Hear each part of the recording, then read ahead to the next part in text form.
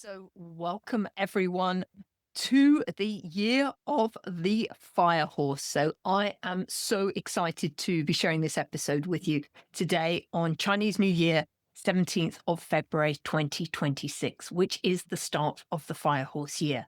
So, I thought today on Impactful Teamwork, I'd just unpack for you a little bit about what this year of the fire horse means to you in your business and give you some strategies and tactics that you can use to really leverage this. Because what's actually happened, and you might have been feeling this shift recently, is that we are just leaving the year of the snake. So we've left this year of the snake, which was all about shedding and getting rid of things that no longer served us. And now we are moving into the year of the fire horse. And so I just want you to pause for a second and just think about this question. Are you leading like a horse or are you managing like a machine? And this in terms of what's a kind of genuine mirror, because a lot of leaders that I've been working with, we're quite mechanistic, right? We've got a list of things to do and we go. But what's very different in the horse herd and horse energy is this wild intelligence. The horses don't respond to titles or clever words or the story or the ego we tell ourselves about how strong and important we are. What they really respond to is the real, authentic you. And they respond in the moment. They respond to your energy, your intent, and your ability to be clear without being controlling.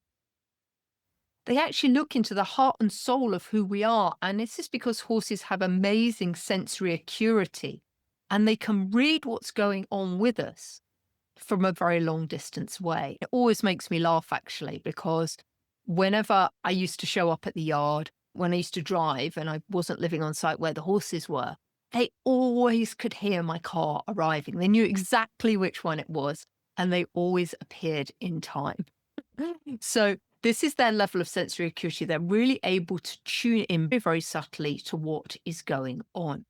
And I think this is really important because horses are masters at reading this level of energy.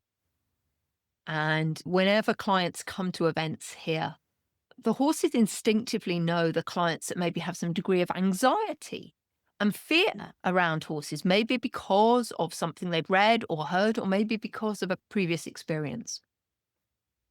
So the horses are really masters at reading this, but actually, here's the rub. So your team. As humans, we can actually read the energy of a room. We know what's going on. And if you just think about it, think about the times you've walked into a room and you know that somebody's having a bad day. You instinctively know that. So this is how we are also able to read energy as humans. The problem is often we don't have the language for what's going on around this. So we can't really explain to other people why something's off. We just know it. We can sense the vibe. So, in today's podcast, I'm going to share with you what I think the Fire Horse year is inviting from us as leaders, and what we're leaving behind as we come out of the snake year, and how you can use a very simple 7-day reset that I call the herd to create more trust, more flow, and more momentum in your team. So, before we fully dive into the year of the horse and what that means for you, I want to honor what the snake energy has offered us because this snake energy of the last years had a very particular flavor. As I said, it's about shedding and refining and seeing through illusion. And it's a lot less about loud public action and it's more about a quiet truth. It's the year, and perhaps many of you can relate to this, when you realize that something you tolerated for a long time and was no longer sustainable. And you released it from your energy. And I can think of a number of things in the last year that I have stopped doing or people I have released from my inner circle because they weren't serving me in the way that I needed to do it. So snake years bring out this kind of deep internal sorting for us. They really get us to focus on what's real, what's performative, And also importantly, what have we been doing because it's expected? And therefore, what have we been failing to do because we were focusing on what's expected? And what are the things that will be really aligned that we should have been doing? And I know personally, I've spent a lot of time ruminating on this particular topic. What am I doing because it's expected? This is how business owners behave. This is what you do. A business has a funnel and this is how it should work. But is that really what aligns with me? Because the one thing I do know to be true in business is that when we're doing things because we just feel we should do them, we've never got the right energy behind them. And those activities never really land effectively. And so this is when we talk about business being out of alignment. Sometimes this happens when we're doing what we feel we should do rather than something that feels really congruent and aligned. So snake energy often reveals what's been hidden under the surface. And this could be half-held resentments, maybe unspoken expectations, the conversations that we've been avoiding, or the decisions that we've been failing to make. It also could relate to the team dynamics that look fine at a surface level, but actually deep down we can feel the tension in the room. What I also noticed was in the snake year was it was a year of kind of strategy and observation and wisdom. It was a time for reflection for me, a time to pause, a time to watch and to get really honest with myself about what was going on and what I wished was going on instead. So I think what we've really seen in the last year, it's been one of noticing. And the snake energy has probably been great at giving us insight as to what's been going on. But it's really important that now, as we've moved out the year of the snake and we're moving into the year of the fire horse, this is a time about moving forward. It's no longer a time for reflection and analysis paralysis. It's a time for momentum. Because the fire horse year is not subtle.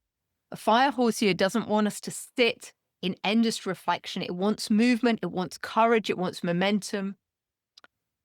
But also, it doesn't want chaos. What it wants is clean, aligned action. And that's the sweet spot that we're aiming for today. So, what is the invitation here as we enter the year of the fire horse? So, let's talk a little bit about energy and momentum, because I think this is where my work with the horses gets very real. I spend a lot of time with my horse team because they are the most honest leadership mirrors I've ever encountered. And they show me where I'm congruent and where I'm performing. They show me where I'm clear and where I'm controlling. They show me when I'm grounded and when I'm secretly frustrated or bracing for impact. And horse energy, when it's healthy, it's forward and relational. It's bold, it's clean, it's all about presence and connection. The horses don't negotiate with their own boundaries. The horses don't say one thing and do another. They're absolutely 100% honest and genuine. And if they don't like something, they tell you. And if we add that honesty and genuineness of the horse with the fire energy that adds intensity, speed, and heat, fire energy, as we know it, can create warmth and passion and momentum. But also, fire energy can create destruction and burnout if it's not contained. So, this is the invitation for all of you in the fire year horse is, can you become the kind of leader who creates movement and momentum within the business without creating fear and anxiety within our team? Because actually, this is what your team want. They want clarity. They want decisiveness.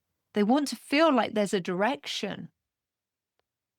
They don't want to pay for that direction with micromanagement or constant emotional volatility. And so I want you to think about, how do you lead your business as a living system, not just as a mechanistic machine? Because we all know our people are dynamic. Our people are part of the ecosystem, they're part of the team. They've all got opinions and ideas. And how do we harness all of those and take on board all the wisdom of the team in order to get success? So let me just illustrate this by sharing with you some examples from the herd.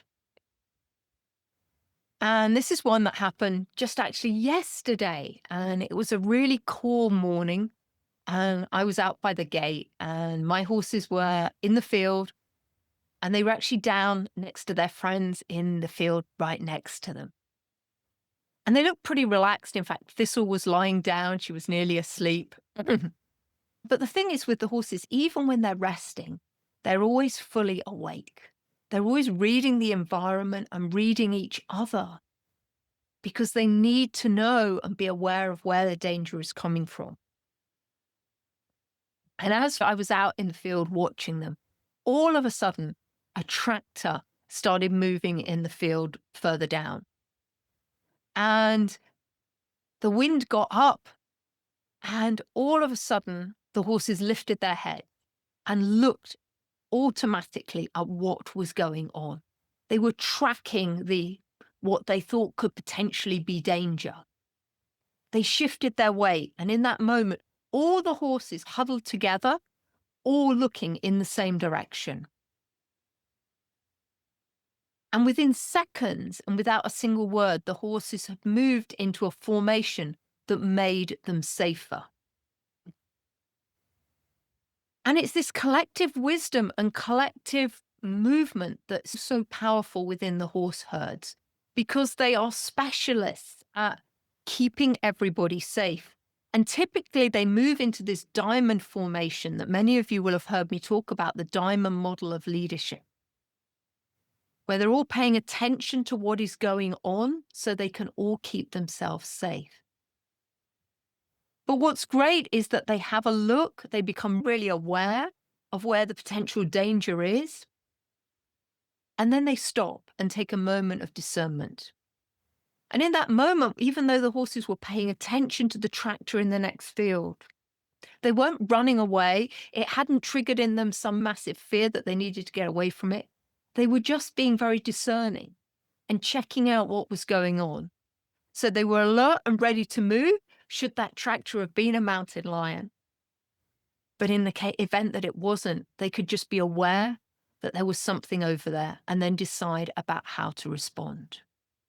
So in business, this is exactly the capability that we need. We need to be able to create this collective safety and this collective momentum within the team.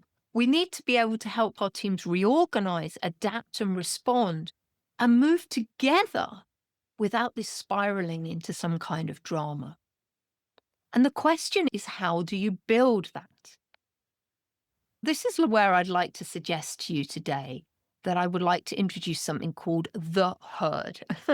So each letter is an acronym of the model, and it's a simple, memorable reset for you that you can implement over the next 7 days. Because I know what happens if you're just like me. You'll listen to a podcast, you'll find some amazing information, but then life takes over, doesn't it? And we never actually implement anything. So I've built this model for real life, not for perfect fit, so that you can just integrate it into the next 7 days. So 1 letter per day, 7 days, 10 minutes a day. And you can do this alone as the leader, but it's really much more powerful if you do this exercise with your team and share the focus with your team. So what does the herd stand for? On day 1, we're going to look at trust. And we know that trust is the foundation of herd movement. It's the foundation of all our business relationships. It's what enables us to create social capital within the business. And without trust, horses don't follow, they defend.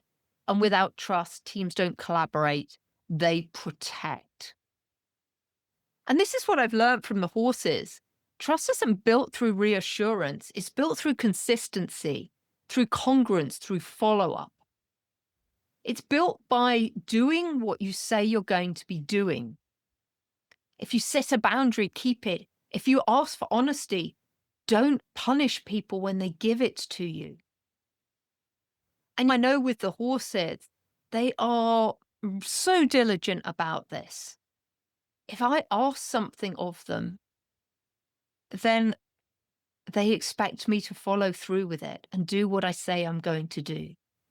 They give me their trust because they know that each and every day I'm going to come and feed them and give them hay. I'm going to protect them and keep them safe.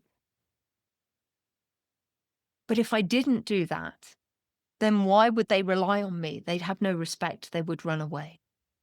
So the day one trust practice is very simple, but it's a little bit uncomfortable.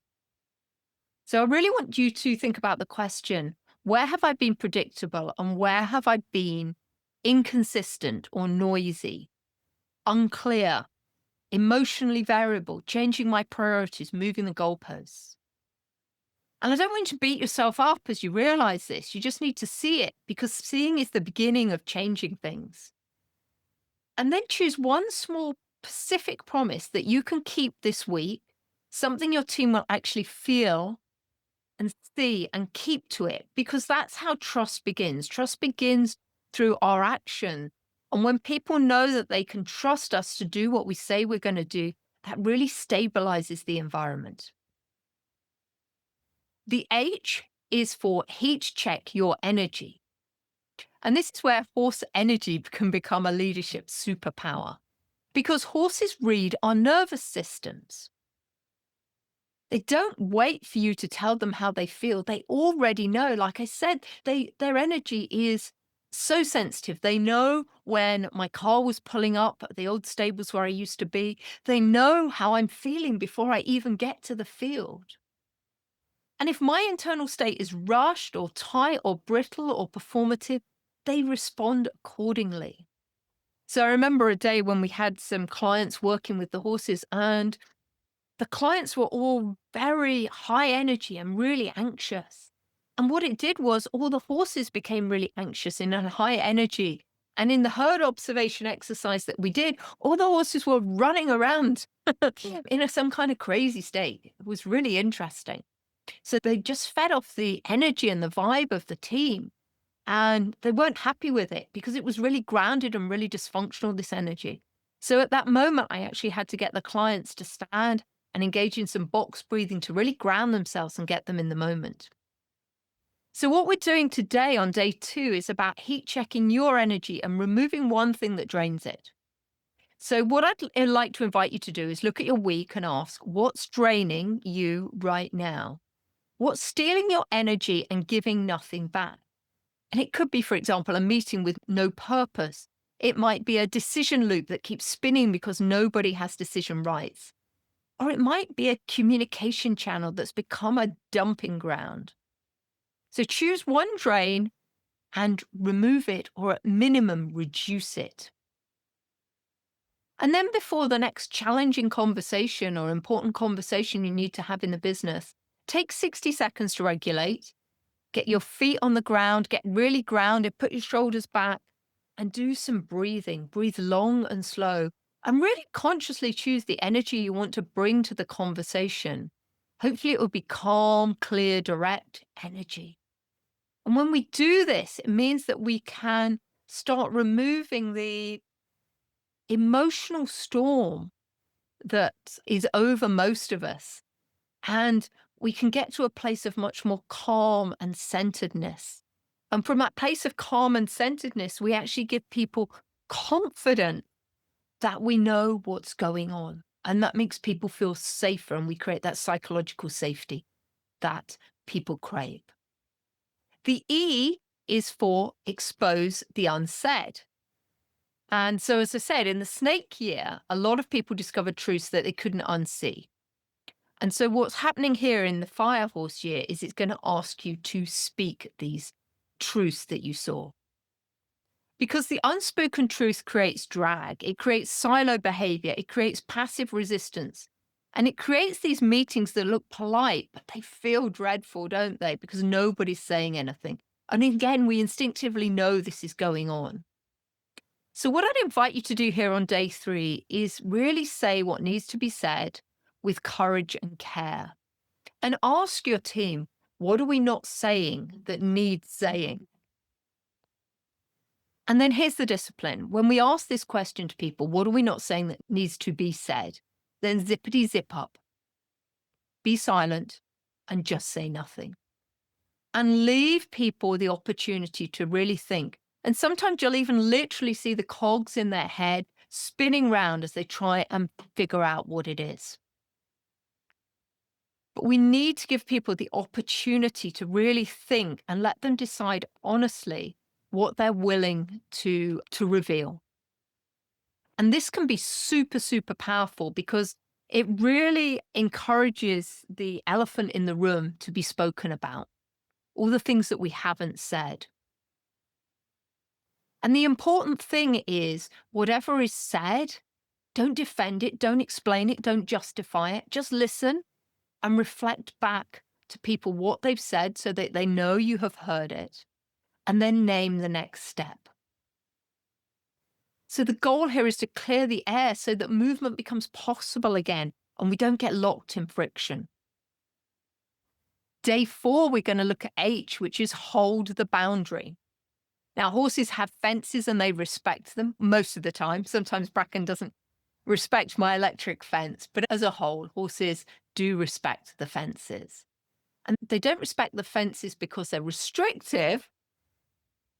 They respect the fences because they create this safety and calm and clarity.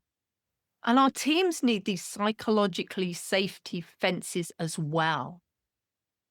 So what we're going to focus on today on day 4, it's about holding one boundary that protects the energy and focus of the team. So it could be a boundary around priorities, what's in and what's out this week. It might be a boundary around behavior, like how feedback's given, how conflicts handled, what gets tolerated and what doesn't. Or it might be a boundary around time, like no meetings before 10 a.m. on Mondays. So pick one boundary, communicate it cleanly, and keep it. Because we want people to develop trust that we're going to do what we say we're going to do. So don't set a boundary that you're not willing to hold. That will be your challenge for day 4. Day 5 is all about execute the decision. That's the E. And this is the fire horse day. And this is when we get into real momentum. Because horses don't debate for years on end. They sense, they decide, and they move in the moment. If a horse saw something, they decided it was danger and then spent ages deciding whether that, was danger and what action to take, then they would get in mortal danger. But what's really interesting in organizations is that teams get stuck. They get stuck when decisions are unclear, when ownership is fuzzy, and when people are afraid of being blamed, or when leaders hold on to all of the decisions just in case. So day 5 is all about decision velocity. Choose one stuck decision, make a decision about it within the next 24 hours. It doesn't have to be perfect, just needs to be clear, and then communicate 4 things to your team. What we decided, why we decided it, who owns the next step, and when we'll review it. And this one simple thing can remove the pattern of organizational drag that exists in the business. And organizational drag happens when the team can't keep up with the speed that the leadership are moving at. And usually the organizational drag comes because we don't have the right systems and processes and resources in place for the team to be able to move at the speed that the leaders want to. On day 6, we look at R, which is about release the contribution. And I think this is one of my favorite days because it changes the feel of a team so quickly. Now, in a herd of horses, every horse has a role. Importantly, not a job title. Some of the horses are watchers. They're on the outside. There are sentinels. Some are bold, some regulate, some initiate movement. But the herd functions effectively because the strengths are used well and not because everyone has the same strength. And what I often witness in teams is that we often waste potential because people are stuck in work that doesn't match their strengths and or because the leader is holding the reins too tight. So today on day 6, I want to talk about releasing contribution. I'd like you to find one person in your team whose strengths you are underusing and give them strengths-led ownership for the week. So it might be something like this: Jane, this is what you're brilliant, and I want you to lead this piece. Here's what it looks like. Here's what you can decide without me. Here's where I'll back you up. And then create that empowered action to help Jane realize her contribution to the team without creating chaos and confusion. Day 7 is all about debrief the rhythm. Because the whole herd doesn't just move, it resets, it recalibrates, and it returns to rhythm. So if you want sustainable momentum in your business, you need a rhythm, not constant pushing. And this is what I see a lot in businesses. Business is constantly pushing without having this rhythm. Nature has an ebb and flow to it, right? It doesn't keep going at 24,000 miles an hour, day in, day out. That's just not feasible. You can't do that. The horses can't do that. Your business can't do that. So today I want to ask yourself or the team, what created flow this week? What created friction?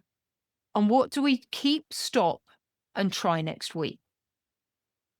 Write it, decide one thing you'll embed for the next 30 days and share that with the team. And because this is how you build a living ecosystem. You don't just do a reset and forget it.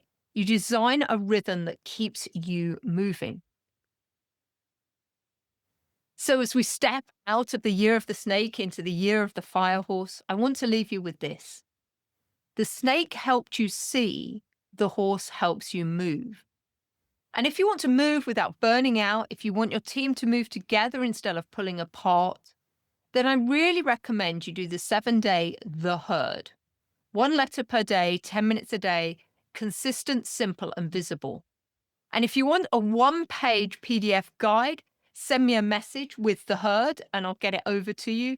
Drop me a message on LinkedIn. I'm Julia Felton on LinkedIn, or send me an email at julia@businesshorsepower.com. And we will send you over this 1 page so you can put the herd principles into practice in your business this week. Because I really love to hear from you. Genuinely, I do. And I'd really love to figure out what part of the reset you think your team needs right now. Is it trust, energy, truth, boundaries, decision, contribution, or rhythm? Because the horses are always giving us our feedback. Your team and your business is always giving you feedback. You just have to listen. So I am super excited that this is the year of the horse. I can't wait to see the impact and the alignment that it has on me, on my business. It's been a long time coming, the year of the horse. Fire horse, if I remember correctly, I might have this wrong. I think it's 66 years since we last had a fire horse year. So I'm really excited to see what happens. I hope you found this insightful, and please do tune in next week, because next week is our 100th episode. I really can't believe it. I'm so excited about that. So I'll have a special episode for you next week. So until next week, have an amazing week and enjoy the new fire horse year. Bye-bye, everybody.